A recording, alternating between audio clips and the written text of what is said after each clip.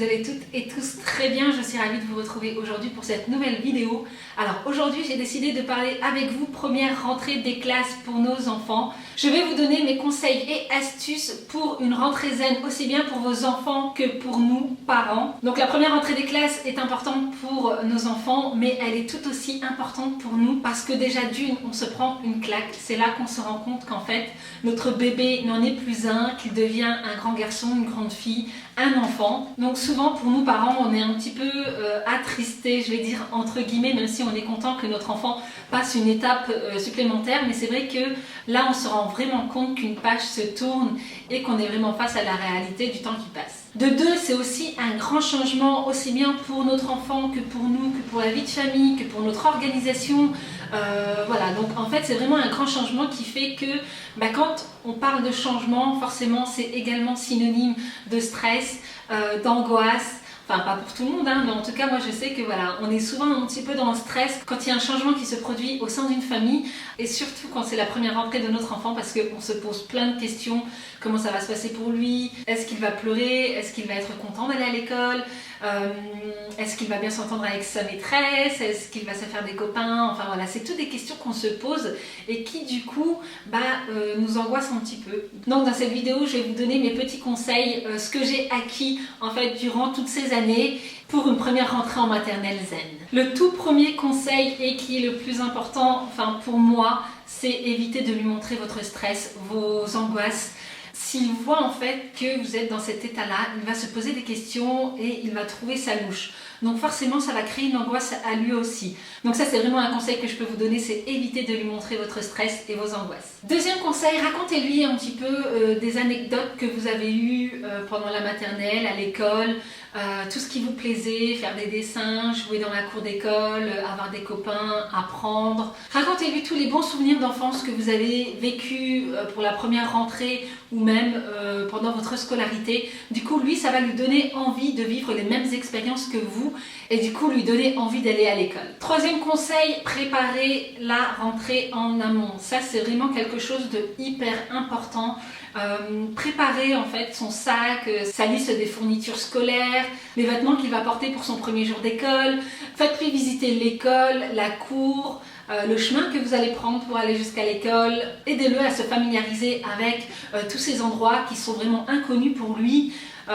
Parlez-lui aussi du planning, le planning d'une journée, comment ça va se passer. Vous allez le déposer à l'école, vous allez repartir, puis revenir le récupérer. Pour lui, c'est vraiment important de visualiser le planning d'une journée, mais aussi le planning de la semaine. Parce que souvent les enfants à cet âge pensent qu'il y a le premier jour de rentrée scolaire, mais ensuite c'est terminé. Alors que non, ça va se passer tout au long de l'année. Donc c'est important de lui expliquer qu'il va y aller lundi, mardi, jeudi, vendredi, de telle heure à telle heure, même si pour lui ça ne veut un petit peu rien dire, mais c'est important de lui expliquer qu'en fait il y aura plusieurs jours d'affilée. Quatrième conseil, apprenez-lui à se protéger des autres. Parlez-lui en toute sincérité, expliquez-lui que l'école c'est bien, il va apprendre énormément de choses, mais qu'il y a également des côtés négatifs, dans le sens où il va devoir se sociabiliser, être en contact avec d'autres enfants, et Dieu sait que les enfants sont très cruels entre eux, donc il suffit d'une petite différence, grand, petit, gros, mince, cheveux d'une telle couleur, lunettes ou peu importe, et du coup il peut être confronté à des moqueries, des grimaces ou de se sentir un petit peu mis à l'écart par d'autres enfants. Je trouve que c'est super important de parler avec vos enfants de cela, tout simplement en lui expliquant que si il arrive qu'un enfant se moque de lui, eh bien tout simplement de s'en aller, d'aller voir un enfant qui est beaucoup plus sympa. Et si vraiment ça l'atteint, de pouvoir en parler à la maîtresse ou à maman le soir quand il rentre de l'école. Maman ou papa, hein, peu importe. Mais je trouve que c'est super important de lui expliquer ça parce que l'école c'est pas tout beau, tout rose. Parfois il y a des problèmes comme ça, que ce soit en maternelle, en primaire, au collège ou au lycée. Ils peuvent être confrontés à des moqueries et tout ça. Donc pour éviter des problèmes par la suite, donc vaut mieux lui donner tout de suite l'habitude de vous raconter les problèmes qu'il pourrait rencontrer à l'école avec ses camarades de classe ou avec la maîtresse ou avec un adulte ou peu importe. Mais c'est super important d'en parler et de faire de la prévention. On arrive au jour de la rentrée, alléluia, ça y est, c'est le grand jour. Donc le conseil que je peux vous donner pour vous parents, réveillez-vous suffisamment tôt pour pouvoir prendre le temps de vous préparer vous à l'avance. Quand vous réveillez vos enfants, vous puissiez être disponible à 200% pour eux et du coup les préparer sans stress, prendre votre petit déjeuner tous ensemble, en famille, de prendre des photos parce que oui, c'est un grand événement, donc votre enfant doit ressentir le fait que c'est quelque chose d'un peu festif, on prend des photos, on rigole, on est joyeux, mais soyez vraiment contents et de très bonne humeur pour cette première rentrée. C'est toujours mieux que de se préparer dans le stress, se dépêcher parce qu'on va être en retard ou autre. Soyez vraiment de bonne humeur ce matin-là et je suis sûre que votre bonne humeur sera contagieuse.